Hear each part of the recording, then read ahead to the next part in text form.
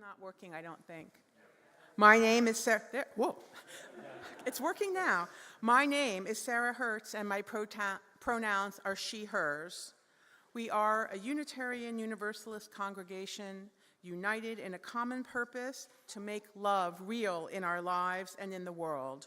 We are diverse in our beliefs, atheist and agnostic, believers and seekers, and we welcome you here, no matter your race, your class, your gender identity, your sexual orientation, your family structure, your job, or your health. Here, we know that no matter our differences, we are connected by the interdependent web of life. If you are a newcomer, we are grateful for your presence. We know how hard it is to enter a new community. We invite you to introduce yourself to someone at the welcome table, and they would be happy to answer any questions you may have about this congregation or Unitarian Universalism overall. Please complete a visitor card and join us for fellowship and bagels following service. Feel free to head outside, maybe, to eat and enjoy the season. In the back of the sanctuary, you'll find a nursery, great for those among us with infants and crawlers. For those ages 1 to 3, you'll find childcare in the Wiggle Room, recently relocated just off the dining room down this hall. You can still hear the service over speakers in both these locations. Kids ages 3 and up are invited to our Children's Spiritual Development Program. For our announcements today, please join us after service for our Social Justice Fair. There are lots of groups at USG who work together towards justice. Tables will be set up in the assembly room upstairs for you to wander and talk with leaders of this work. See what might move you to take action and help. This summer, we are in need of adults to help offer play-based spiritual development for our kids. During summer worship, we'll move to a more low-key CSD program that is primarily outside and in nature. We need adults in this community to help. Please sign up or find Zoe to talk about this opportunity. Lastly, pledges were due on May 1st. That was last week. If you are a member in this congregation, we ask that you please fill out your pledge form with your anticipated annual contribution so we can finalize the budget for next year. We are really hoping to get these last pledges in ASAP. Thank you.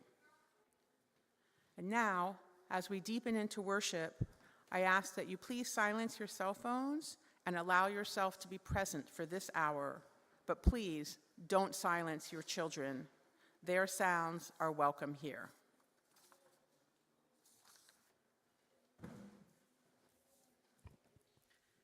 Good morning, Unitarian Society of Germantown.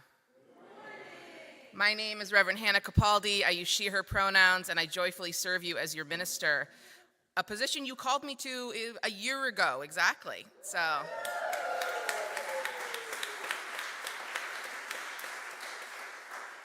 And as I take a rough count, I think there are more people here now than there were that Sunday.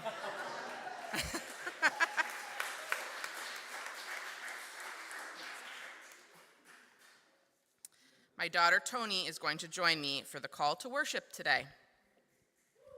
We enter this sanctuary for kindness and comfort. May rough-worn hands and aching backs be healed. We enter this sanctuary of hope for equality. May those who labor to survive live to know justice. We enter this sanctuary of love and vocation. May our bonds of solidarity be strengthened. We enter this sanctuary of courage and friendship. May we proceed hand in hand toward freedom. Come, let us worship together.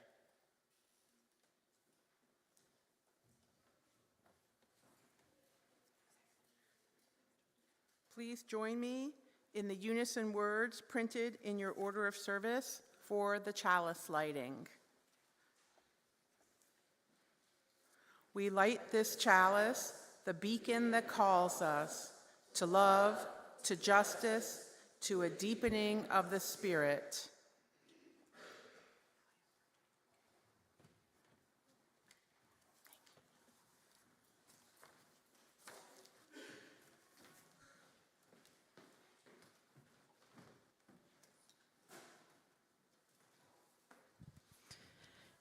Carla, you want to come up? I need Edith and her brother to come up and help with flowers. And I would like to invite everyone who is a part of our new member ceremony. Erin, you're going the wrong way. To come on up. I can just pull it down. Yeah. No, honey, I need you to sit.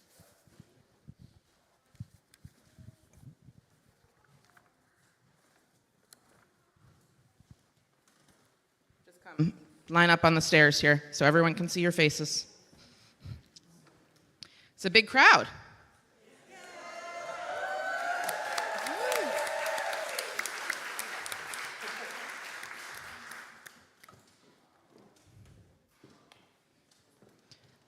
Okay, Ash, can you just go through and grab the vase of flowers that's on that table?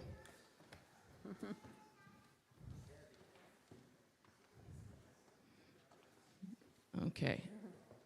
And then, good. Oh, great, perfect. I'm going to give you the microphone. I'm going to ask you to say your name and your pronouns into the microphone and pass it along as you can. Good morning. Michael Johnson, he, him. Michael Masso, he, him. Kevin Yeager James, they, them. Indigo Yeager James, she, her. Ann Mintz, she, her. Nick Semin, he, him. Hi, I'm Allie Semin. I use she, her. Megan Moser, she, her. Caitlin Stormont, she, her. Matt Kaczynski, he, him. Erin Sharwell, she, her. Ann Tarakio, she, her. Arthur, you want to introduce yourself? Arthur George Estes, he, him. See how easy it is for them? Okay. Michael, will you hold the microphone? Today, we welcome into membership, and actually, will you pass out the flowers, the two of you? Thank you. Just give everybody a flower. Today, we welcome into membership at the Unitarian Society of Germantown 11 people who have found in our community a spiritual home. Becoming a member is a choice, one made in a long and majestic history of Unitarian Universalist theology of personal responsibility and freedom of religion. Membership is a declaration of belonging. The poet John O'Donohue says, "Belonging is the living and passionate presence of the soul. Belonging is the heart and warmth of intimacy." Our life's journey is the task of refining our belonging so that we may become more true, loving, good, and free. And so we welcome you, Megan and Caitlin, Matthew, Aaron, Ann, Allie, Nick, Ann, Indigo, Kevin, Michael, and Michael, into full and formal membership in this community. In this place, may your spirit continue to become more true, more loving, more good, and more free. Each new member offers us a chance to draw the circle of this community wider. Would each member of this congregation please stand as you are able?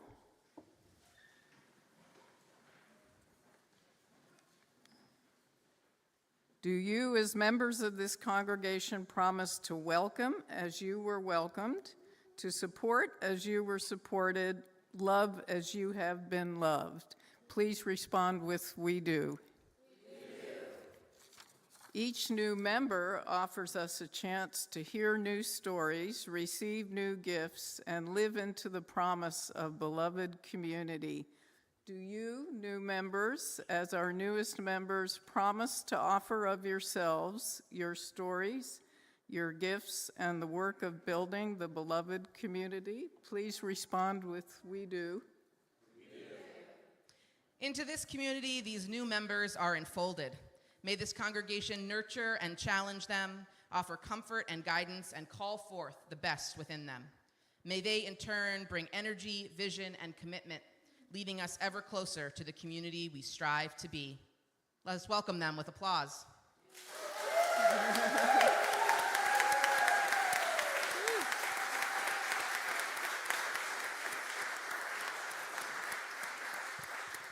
I I invite you to remain standing or rise as you are able. Our kids will recess during our hymn number 349, We Gather Together. So if you are headed to CSD, this is your time to do it through those doors with Zoe.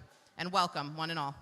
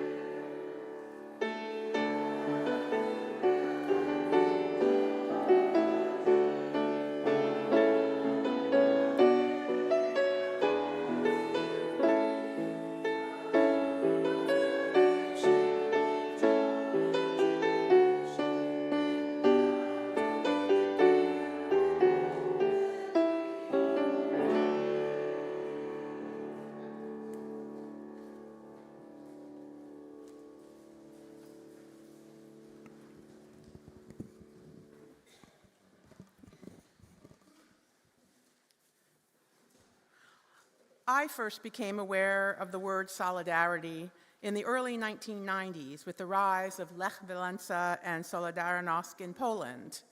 It was engrossing to see the power of unity, of witnessing so many people showing their commitment to opposing communism and advocating for democracy. I felt energized seeing the crowds and witnessing that sense of shared purpose, the power of solidarity. History was being written, and that these people, in solidarity, would be on the right side of it. I saw examples of solidarity much earlier in my life, although I didn't understand what it was at the time. When families in my neighborhood were part of the Underground Railroad for men en route to Canada to avoid the draft, or when my mother organized meetings to fight for a woman's right to choose. People sharing a set of values and coalescing to further a goal. That's how I might. Whether lasting or focused, solidarity is inclusive. At a recent rally, I saw some neighbors, someone from my gym, someone I went to grade school with, Miquan, of course, and fellow USG members. It's likely that there was more that separated us than united us, yet in that moment, we had a HUD. We were unified. History shows that change often arises when people unite around a common cause. These movements succeed because diverse groups recognize that progress for one often benefits all. Solidarity breaks down barriers, bringing together people of different backgrounds to fight for shared values and goals. It involves recognizing that others' struggles are also our own. It compels us to move beyond empathy into action, whether by lending a hand during a crisis, standing up against injustice, or simply being present for those in need. Ultimately, solidarity is a vital practice. It reminds us that our destinies are linked, that we are strongest when we act together. Reaffirming our commitment to solidarity is not just morally right, but necessary for building a more just, compassionate, and sustainable world.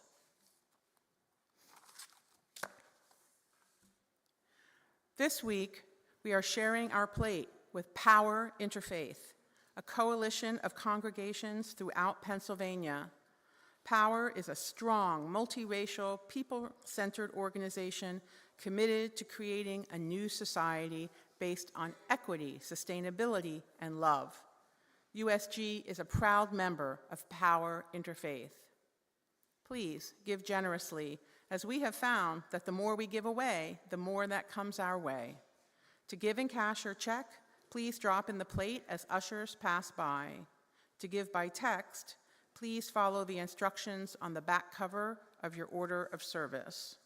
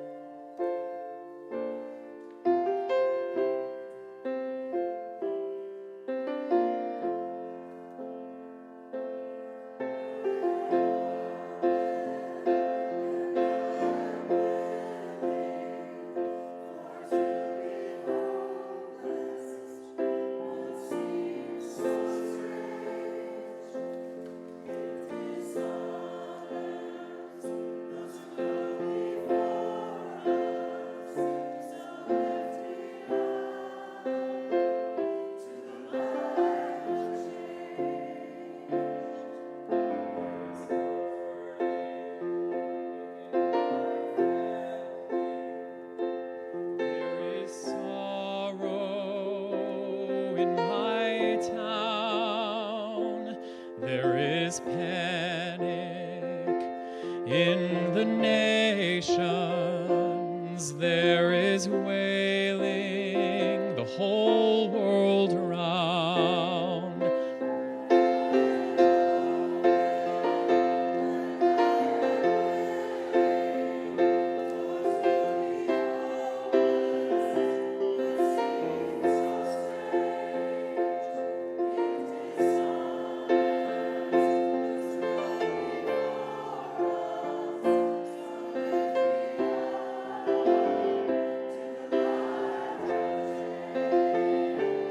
May the children see more clearly.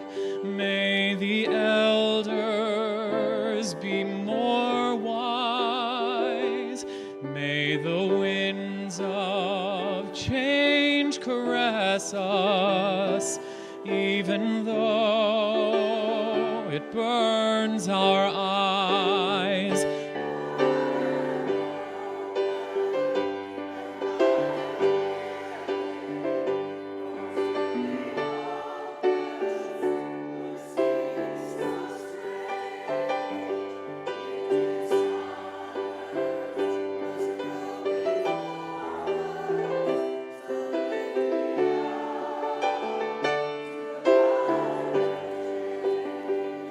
Give me a mighty oak to hold my confusion.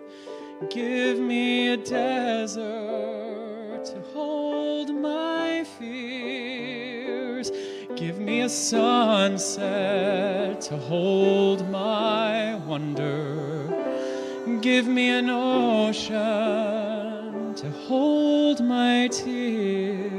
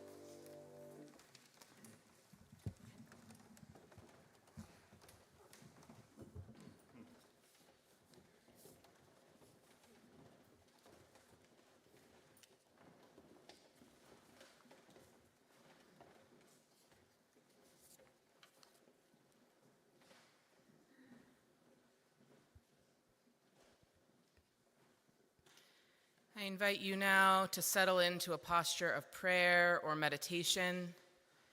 Find your feet firmly on the ground. Let your shoulders drop. Let your palms be open.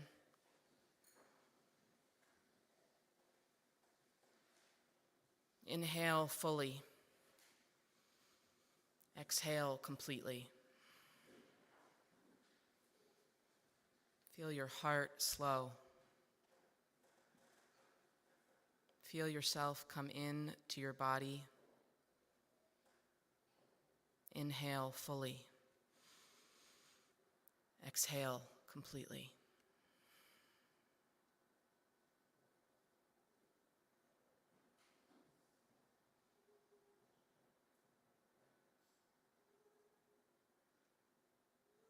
Our prayers today come from Reverend Elizabeth Wynn.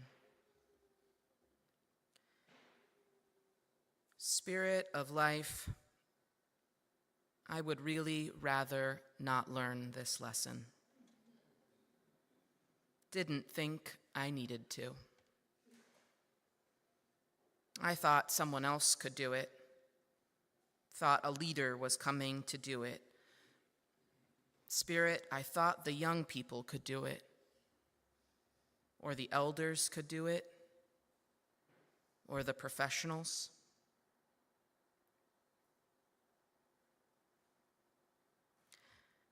Spirit, I don't want to learn it because it means letting go of something I hold dear. letting go of being someone who knows the answers, letting go of being someone who doesn't know, letting go of the way I see the world, letting go of how I might have to change, letting go of certainty, of logic, of facts, of control, letting go of the myth that you can live on this earth and not harm.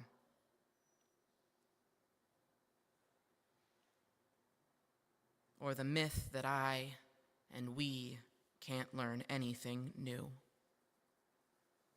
Spirit, help me to learn it, please. And then help me to live what I have learned and do right by the gift of being taught.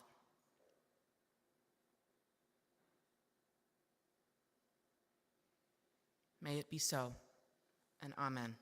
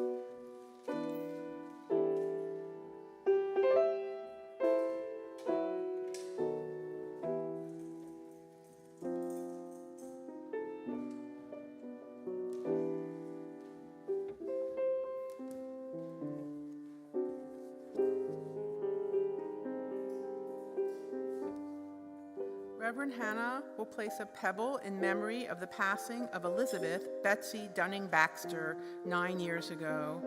May she live on in the stories told by her loved ones.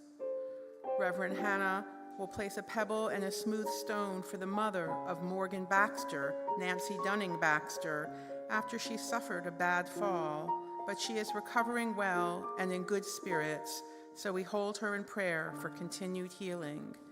And Reverend Hannah will place a pebble for the passing of Pope Francis, who led the Catholic Church for 12 years and reminded us to live with justice and mercy at the center of our lives.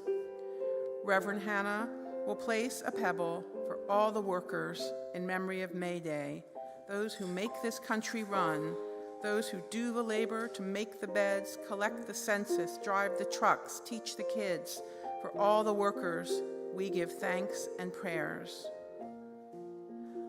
Please remain seated and join in singing hymn number 123 in our hardback hymnal, Spirit of Life, after which we will share in a moment of silence.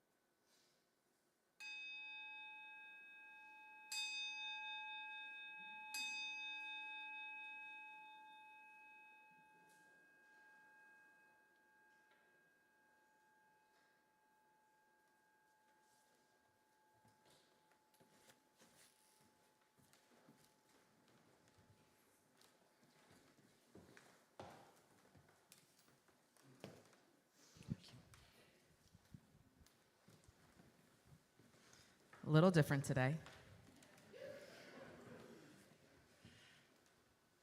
So I want to welcome my friend and comrade, Mohan Shasadri, to USG.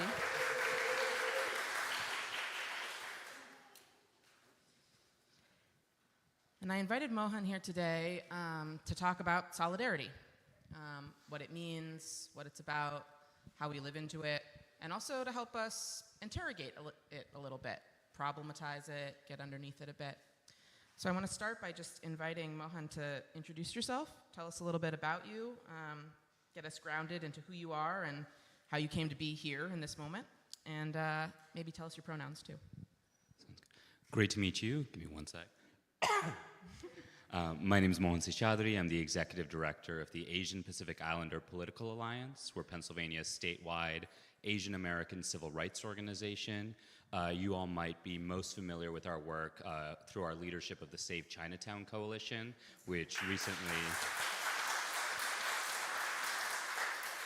and I want to name especially, I see so many people who I've seen at rallies, at marches, at actions over the last 2.5 years. So thank you to all of you for your solidarity with our community and for You're fighting for our survival. We could not have done this without you, without Power Interfaith, without the network of progressive churches all across the city that threw down for us for so long. So thank you so much. My pronouns are he and they. And just in terms of my background, I'm from Wisconsin originally. I've been working in Pennsylvania for the last 10 years or so. I came up organizing through Planned Parenthood, working on reproductive freedom issues, running abortion ban defense fights across the country, working to elect pro-choice politicians. I came to Pennsylvania right after Trump was elected in January 2017 to help run the Affordable Care Act defense fight, the DACA defense fight, the work to preserve clinic funding for Planned Parenthood. And the areas in which I did this work was basically everywhere but Philly and Pittsburgh. I had staff in State College, Lancaster, York, Bucks, Allentown, Scranton, and I really only came to Philadelphia politics and the Philadelphia community once I came home to my community and started doing Asian American organizing again, which was about 5 to 6 years ago or so. Having done that, I instantly moved to Philly because it turns out there's food I can eat here. I'm vegetarian. I got tired of pierogies and gas station quesadillas being my diet. And so I've lived first in South and then in West for the last 6 years or so. Great. So, Mohan, APIPA is a coalition, is it not? We like to think about it as multiple different things. You know, we're Pennsylvania's Asian American political home. We have 20 member organizations all across the Commonwealth. You know, in many cases, they are the blank association of blank, you know, the Korean Association of Central Pennsylvania, the Indian Association of Doylestown, the Filipino American Association of Pittsburgh, community organizations that have been around for anywhere from 50 to 100 years, but have historically held religious services, the Deepavali Festival, the Lunar New Year Festival, the Indian Independence Day Festival. But when you're in Harrisburg and there is no Chinatown, there's no one mandir or masjid that everybody goes to, there's no one grocery store that everybody congregates at, these cultural and religious celebrations are really the places where our people come together, where they feel safe, where they have a sense of belonging.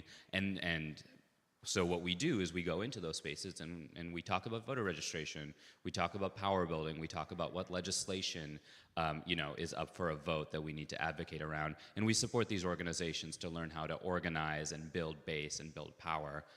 And separately from all of that, we have our statewide organization, APIPA, that works in 22 languages all across the Commonwealth.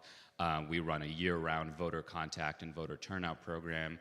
We run campaigns like the Save Chinatown fight to ensure that our folks have what they need in terms of health and safety, but also belonging and a sense of oneness and unity with our fellow Pennsylvanians, because just quite frankly, there are the percentage of Asian Americans in Pennsylvania. We have about 700,000 people, out of some 10 million Pennsylvanians. We're 4% of the community.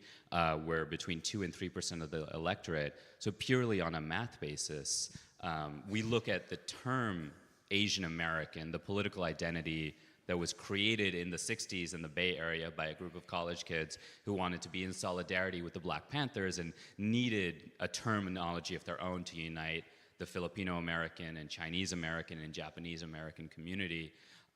We look at Asian American as a coalition of folks who, in many cases, have spent the last 2,000 years invading each other and are still, in some tension in Asia right now, as y'all might see on the news. But now we all live in West Philly and Upper Darby and Bucks and Monco, and we got to get along if we want to build power. And we've found that in many cases, as we saw in Chinatown, there is a ceiling on Asian American political power. There are just only so many voters we can turn out. There are only so many people who can march in the street on behalf of Chinatown if we are only doing Asian American organizing. And so we think really critically and really clearly, not just about solidarity, but also about self-interest. How do we engage and organize and motivate folks outside of our community to fight alongside us and throw down with us, and to have that same stake in our community's future, in our community's liberation, that many of our neighbors and comrades have in their own. So one of the things that Mohan and I talked about this week was, how does a person develop a sense of self-interest in a fight that doesn't seem to affect them? And I think this is a really good question for all of us who live in Germantown, Mount Airy.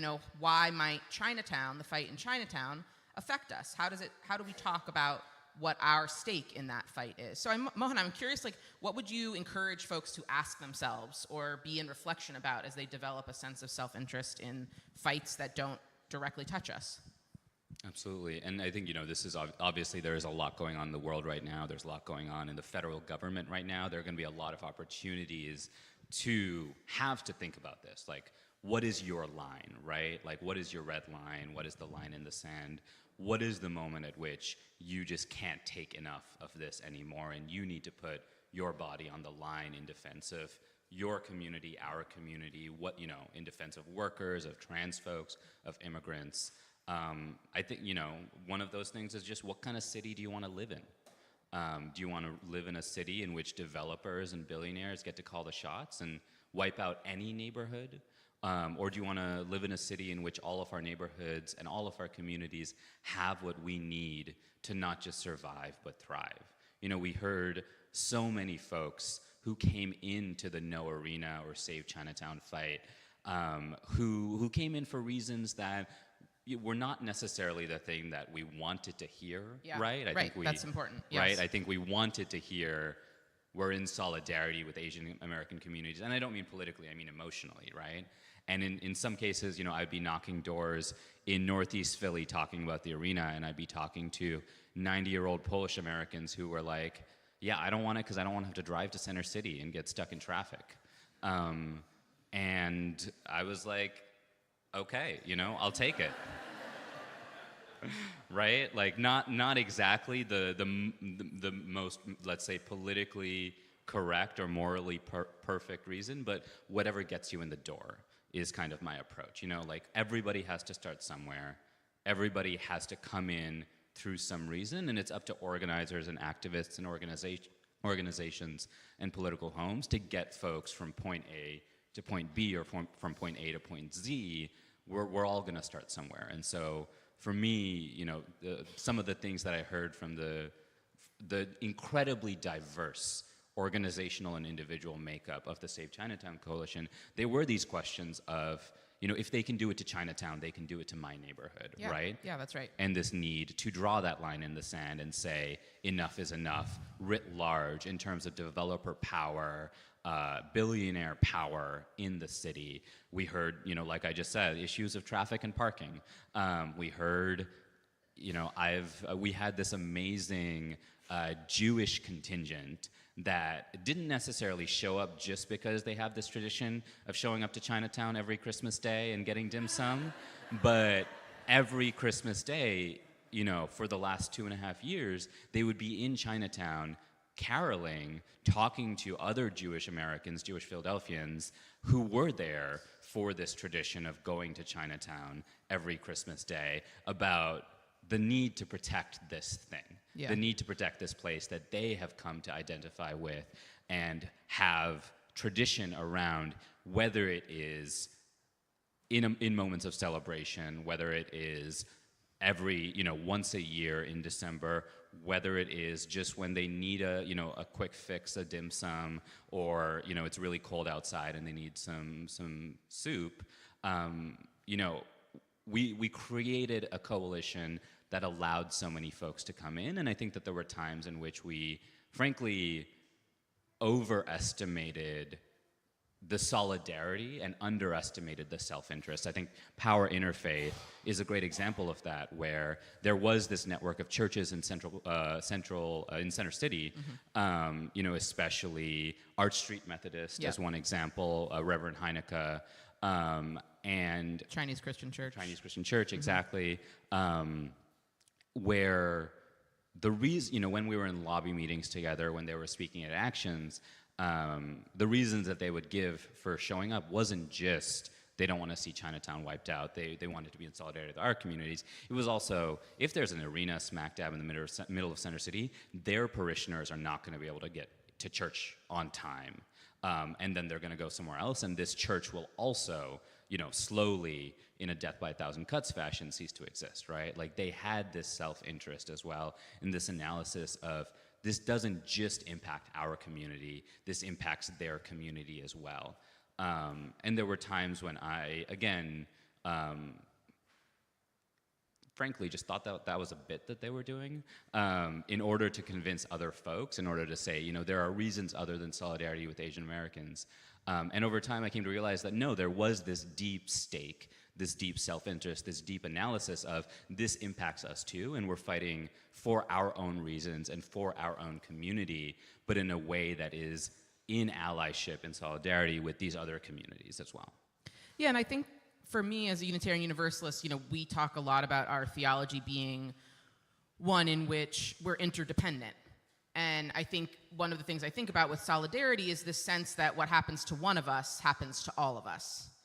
And there's something that feels very fluid between solidarity and self-interest as a UU, right? Both self-interest is solidarity and solidarity is self-interest. And there's a beautiful opportunity to sort of develop what it is that feels compelling personally in every fight, knowing that it could be you, right? There but for the grace of God go I, not a small business owner in Chinatown facing billionaire developers. It could be me, it could have been me, born into that life. But also, okay, this is the life I am in, and how does it affect me? And I feel like I just have really sort of embraced this sense that, like, depending on the time and the place, self-interest is what calls me to it, solidarity is what calls me to it, and occasionally those things are exactly the same. It almost feels like a circle that completes itself over and over. Yeah, I felt moved by seeing all of the different ways that people showed up on behalf of Chinatown. And I think in particular, you said, like, there's a real need to meet people where they're at in organizing. There's a real need, and I see that in this congregation too. Not everybody comes in an expert in UU theology. Not everybody comes in an expert in actually how to engage in community, how to give and take, how to ride out the hard seasons, how to, like, dig in when you're being called to something hard. Like, not everybody shows up knowing, but it's our job, it's my job to meet you where you're at and to shepherd you to and through something more powerful, something deeper that feels resonant with, like, your purpose. Why are you here on this planet? Why were you born? Unto what and what do you owe one another? So I do think that there is this idea of, and Mohan and I have talked about this a little bit, how many of you identify as a leftist? Yeah. So many of us have seen, particularly in the wake of the presidential election, this idea that the left is eating itself. We cannot get out of our own way. And one of the ways that we can't get out of our own way is in an application of purity around why people come to things, why people show up to things. And I think some of that is that we are unwilling to meet people where they're at and say, wherever you are entering this fight, wherever you are entering this issue is fine, and I'm gonna get you where you need to be. Your analysis isn't quite where I want it to be, but we're gonna get you there. And we're gonna do it together. I wanna welcome you into this, right? It's like this more open-hearted, more open-armed approach to organizing, and I think we see that especially right now, when the forces at work are much greater than they have ever been, and the ability to hollow out or neuter leftist movements is at an all-time high. We're only as strong as big as we can get. And to be big, we have to be willing to meet people where they're at and invite them in a way that feels warm, and a way that feels, we want you here, even if you're not exactly professing things exactly as we need them to be said. And you're hitting all the talking points, and you've done all the readings, and you got the right art up in your house. We still want you here. And that feels very, that feels very relevant to Unitarian Universalism right now too, for me, so. Yeah, please respond, yeah. there was this Russian organizer who had this line about how politics is not done in the thousands, but in the millions. And like real politics, politics that changes things, is done when there are millions of people voting in the streets, taking action, making change. And in this moment especially, I think a lot about how do we build a mass, right? How do we not just build a room full of amazing people who are activists and are taking action in of itself, but how do we build so many different rooms full of so many different people who can come together and work together? And so when we think a lot about, for example, this anti-immigrant, anti-refugee moment we're in right now, my organization is helping coordinate anti-deportation work in central Pennsylvania, where y'all may have seen in the New York Times, or if you're on your email list, you got an email. On our email list, we got an email from me a couple days ago about this deportation crisis that's hitting the ethnic Nepali Bhutanese refugee community in central PA. This is a community that survived a genocide. There are 45,000 of them in the greater Harrisburg area. Because they're refugees, they've never dealt with deportation before. And now, all of a sudden, after literal decades of living in safety, relative safety in Harrisburg, there's still day-to-day material issues of wages and healthcare access and discrimination, language access, but safety when it comes to immigration. All of a sudden, 2 months ago, just overnight, ICE started sweeping through the community, picking folks up, sending them back to Bhutan, a country that, again, did a genocide against them. And so when they land in Bhutan, they're interrogated for hours, and then their clothes, their money, their IDs, all of their belongings are taken from them, and they are taken to the Bhutan border and then told to leave and left to fend for themselves. And so they're rendered 3 times stateless by 2 different governments that claimed to be there to protect them. And I want to stress again that we, the United States, invited these folks in. We specifically, under George W. Bush, of all people, immense amount to activate the community, to organize our Asian American communities in central PA. But when we think about, the right messaging, the right talking points, I want to stress that we're very good at organizing our community. We're even very good at organizing Asian Americans who may be a little to the center or to the right on immigration and might be, a little bit, we pulled ourselves up by our bootstraps. We came to this country legally, why can't others, things like that, right? But we're not actually the messengers, probably, for your friends, your family, your community members, other folks who could be coming into a space like this, because we have this specialization in Asian American organizing.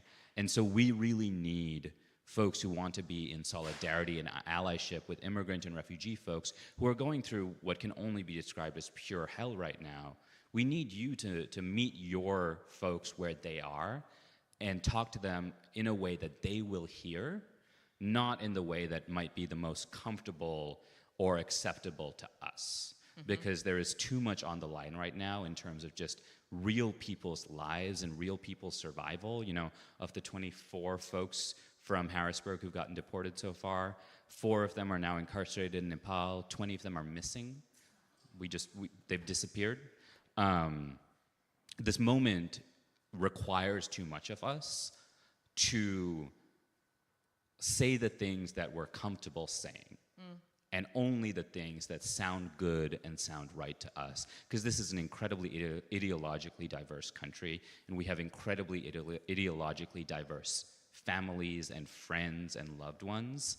And it is on all of us to meet everybody where they are and bring them in. Because to us and to me, that kind of organizing, that kind of movement building, that kind of coalition building is the only way we actually get out of this moment.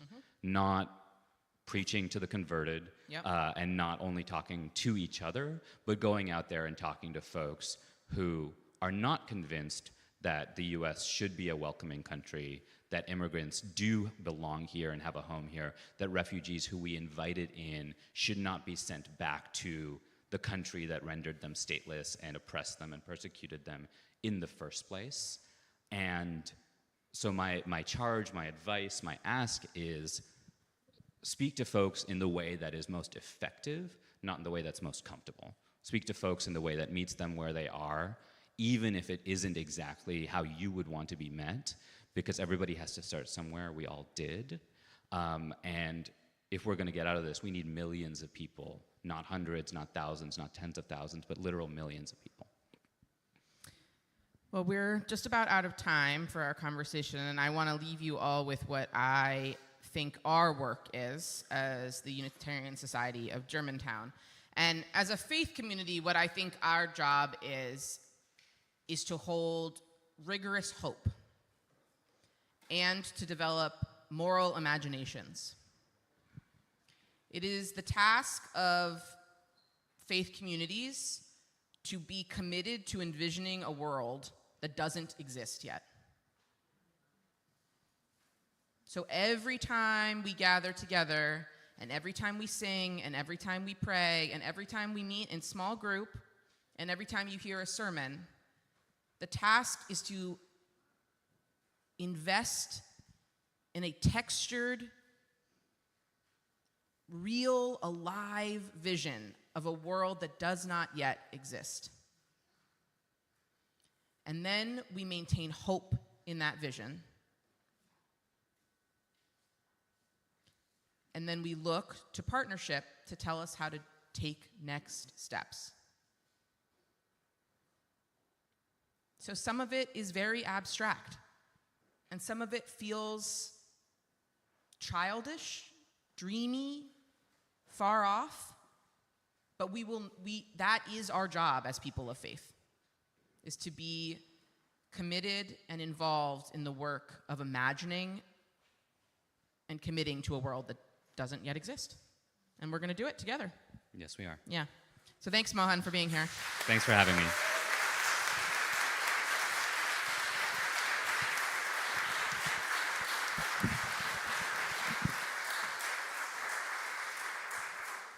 So in closing, we're going to sing a song together. The lyrics of it are in your order of service. We shall be known. We've sung it before.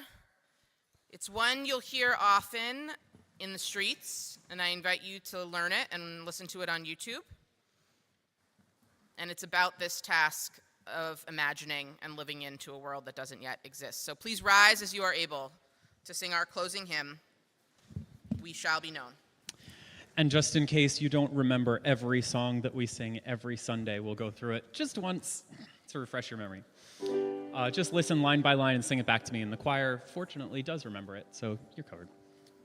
We shall be known by the company we keep, by the ones who circle round to tend these fires. Your turn, here we go.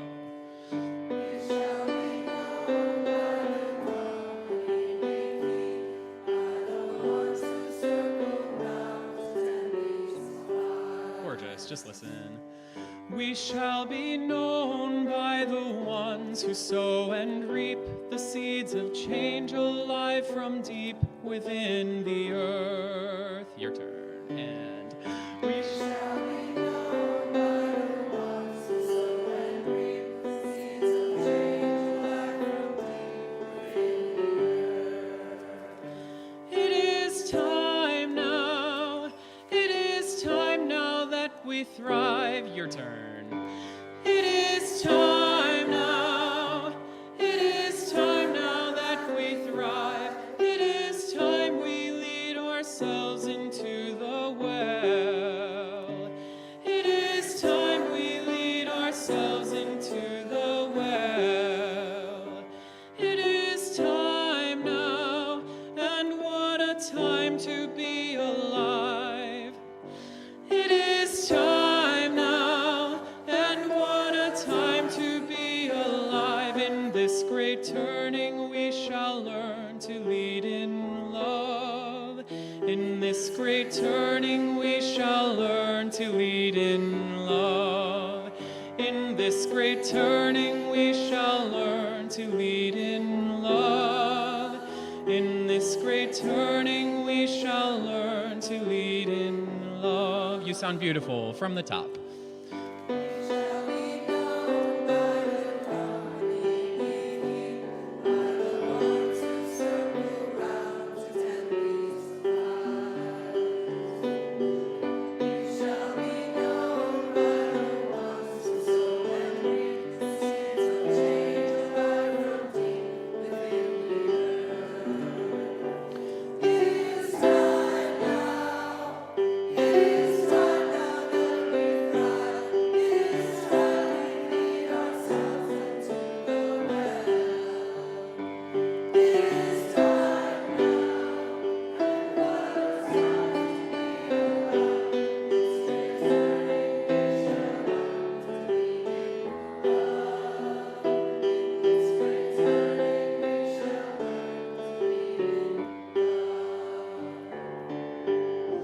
Shall be known by the company we keep, by the ones who circle round to tend these fires.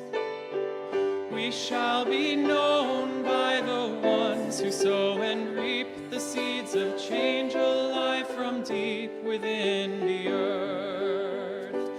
It is time now. It is time now that we thrive. It is time we lead ourselves into the well. It is time now, and what a time to be alive. In this great turning we shall learn to lead in love. In this great turning we shall learn to lead in love. In this great turning, in this great turning, we shall learn to lead in love. In this great turning we shall learn to lead in love. Choir, if you could stay where you are while we extinguish our chalice.